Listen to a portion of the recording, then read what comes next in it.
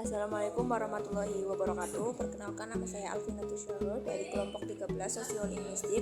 Di sini kami akan mempresentasikan hasil makalah dari kelompok kami tentang meresum 3 jurnal. Jurnal yang pertama akan disampaikan oleh Mbak Elvi, jurnal kedua akan disampaikan oleh saya sendiri, dan jurnal ketiga akan disampaikan oleh Mbak Ide Palupi.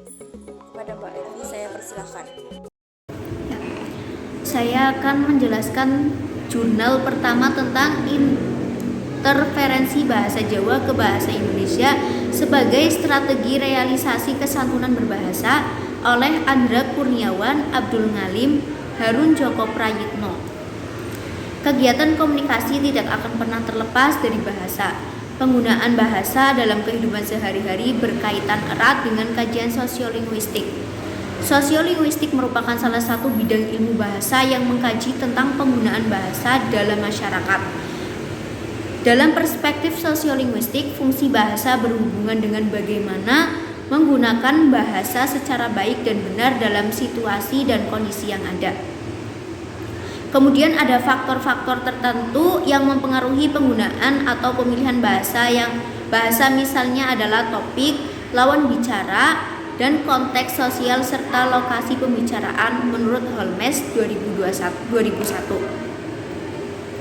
Kemudian interferensi dipandang oleh sebagian besar pakar bahasa sebagai bentuk penyimpangan, pengacuan, bahkan kesalahan berbahasa. Menurut Bullock dan Toribio 2009 halaman 61 membedakan interferensi menjadi dua, yaitu interferensi dinamis dan interferensi statis. Faktor penyebab terjadinya interferensi ada dua, yaitu faktor linguistik dan faktor non-linguistik. Konsep teoritis istilah interferensi selama ini sering dipandang sebagai hal yang negatif. Interferensi yang merupakan salah satu kajian bidang sosiolinguistik yang terus berkembang sesuai dengan fenomena kebahasaan dan komunikasi yang terjadi dalam masyarakat pengguna bahasa. Penelitian ini bertujuan untuk mengkaji dalam teori interferensi yang selama ini dipandang sebagai hal yang negatif, apakah masih relevan dengan perkembangan atau tidak. Metode yang digunakan dalam penelitian ini adalah grounded theory, berdasarkan hasil identifikasi terhadap teori dan realisasi tindak tutur yang mengandung interferensi bahasa Jawa ke dalam bahasa Indonesia. Diketahui bahwa tidak semua bentuk interferensi bahasa Jawa ke bahasa Indonesia dapat dinyatakan sebagai transfer negatif. Kemudian ada metode pada penelitian ini dilakukan dengan metode penelitian deskriptif kualitatif. Secara khusus penelitian ini dilaksanakan dengan strategi grounded theory. Objek dalam penelitian ini ada dua. Yang pertama, konsep teoritik istilah interferensi dari pakar linguistik dan dosen pengampu mata kuliah sosiolinguistik. Dan yang kedua ada pemahaman mahasiswa menempuh mata kuliah sosiolinguistik tentang konsep interferensi leksikon bahasa Jawa ke dalam bahasa Indonesia. Penelitian ini diawali dengan penelitian mencermati data yang diperoleh dari berbagai sumber seperti buku ajar, hasil wawancara dengan dosen, dan hasil angket kepada mahasiswa program studi pendidikan bahasa Indonesia. Yang selanjutnya, jurnal kedua ada interferensi bahasa Indonesia dalam acara berita TV berbahasa Jawa Kutane Dewe di TV Borobudur Semarang oleh Joko Sukoyo. Manusia dalam berinteraksi dengan sesamanya menggunakan sarana bahasa. Komunikasi dengan bahasa memungkinkan setiap orang dapat menyesuaikan dirinya dengan lingkungan fisik dan lingkungan sosialnya. Manusia melakukan proses interaksi dengan sesamanya dapat memakai lebih dari satu bahasa. Masalah interferensi dapat terjadi dalam bahasa lisan maupun bahasa tertulis. Hal ini diamati dalam berbagai media massa yang ada pada saat sekarang. Media massa tersebut yaitu berupa media audio, media TV, dan media cetak lainnya. Salah satu penggunaan ragam bahasa lisan pada media audiovisual adalah berita di televisi.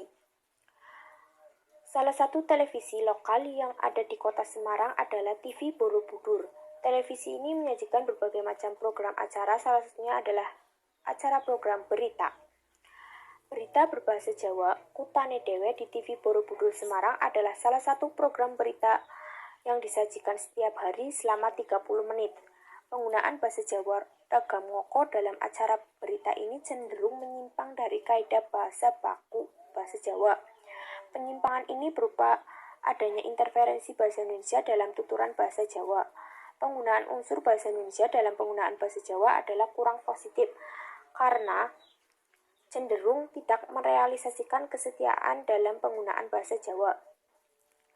Dari hasil penelitian dan pembahasan pada jurnal ini yaitu kami menemukan ada beberapa interferensi bahasa.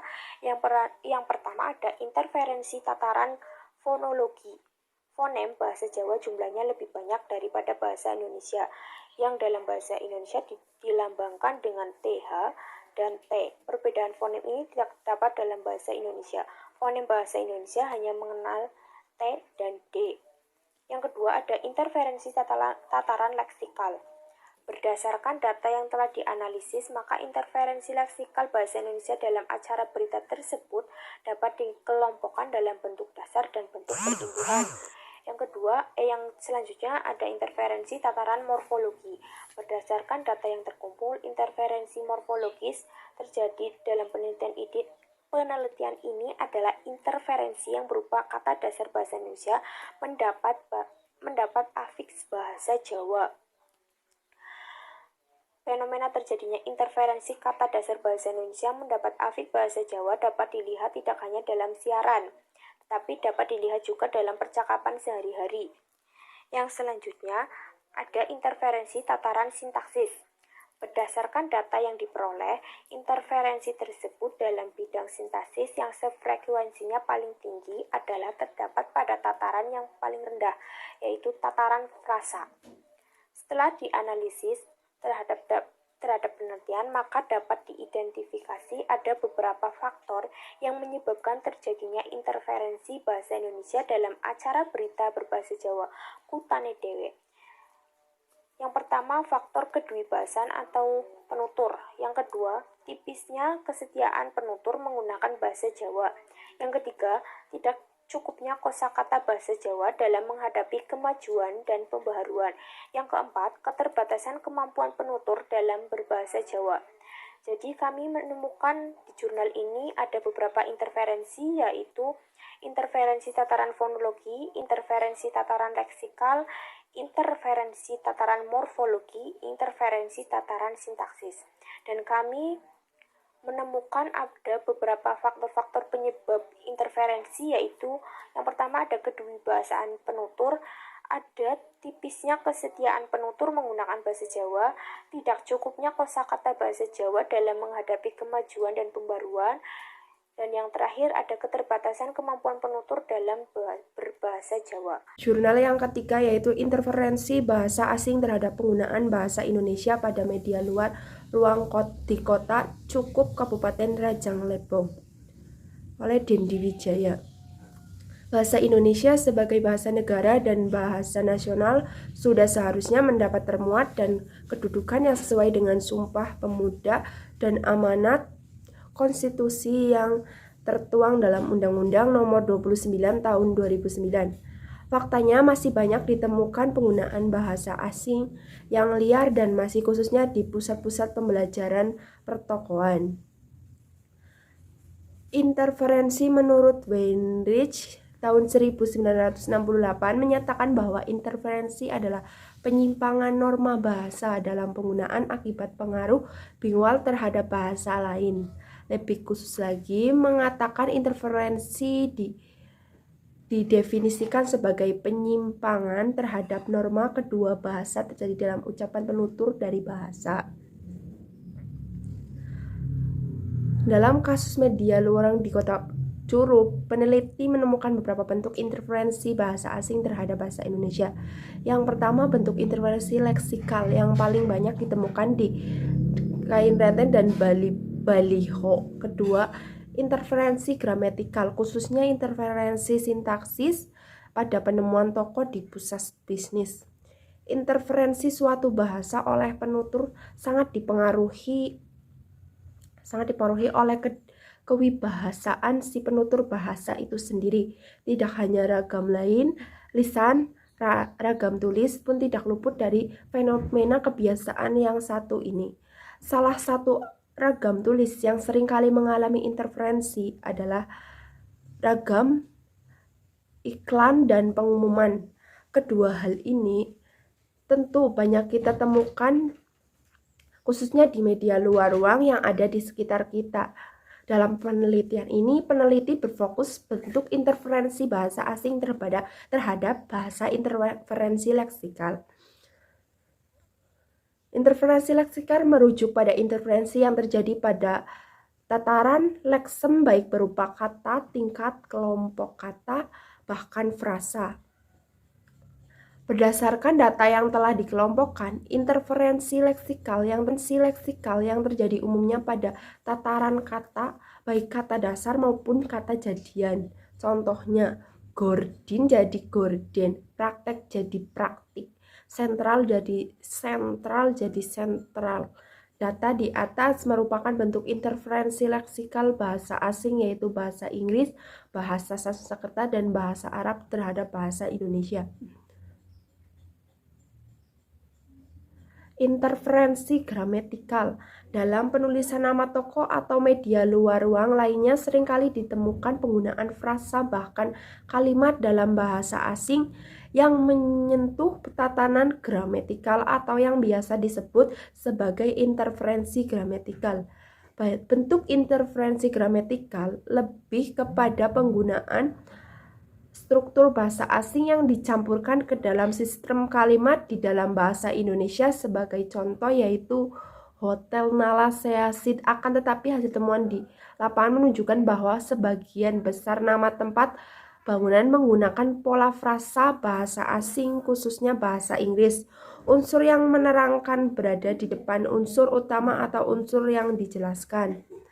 Penggunaan bahasa asing umumnya berada setelah nama diri secara tidak langsung. Penemuan tersebut sudah mengalami interferensi bahasa asing baik dari segi kosakata maupun dari segi struktur. Jika dilihat dari segi sosiolinguistik, ada beberapa faktor yang menyebabkan masyarakat cenderung melakukan interferensi bahasa asing terhadap bahasa Indonesia.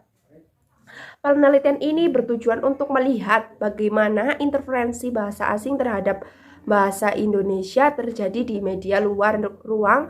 Dari penelitian ini disimpulkan bahwa penulisan redaksi pada media luar ruang banyak terinterferensi oleh bahasa asing khususnya bahasa Inggris dan sebagian bahasa Arab dan bahasa Sanskerta. Terima kasih kepada teman-teman yang sudah menyimak video dari kelompok kami. Di sini saya akan menyampaikan kesimpulannya. Berdasarkan hasil identifikasi terhadap teori dan realisasi tindak tutur yang mengandung interferensi bahasa Jawa ke dalam bahasa Indonesia, diketahui bahwa tidak semua bentuk interferensi bahasa Jawa ke bahasa Indonesia dapat dinyatakan sebagai transfer negatif. Interferensi yang terjadi yaitu ada interferensi tataran fonologi, interferensi tataran leksikal, interferensi tataran morfologi, interferensi tataran sintaksis. Pada penelitian ini bahwa penulisan redaksi pada media luar ruang banyak terinterferensi oleh bahasa asing, khususnya bahasa Inggris dan sebagian bahasa Arab dan bahasa Sanskerta. Terima kasih, itu saja yang dapat kelompok kami sampaikan. Kurang lebihnya mohon maaf. Wassalamualaikum warahmatullahi wabarakatuh.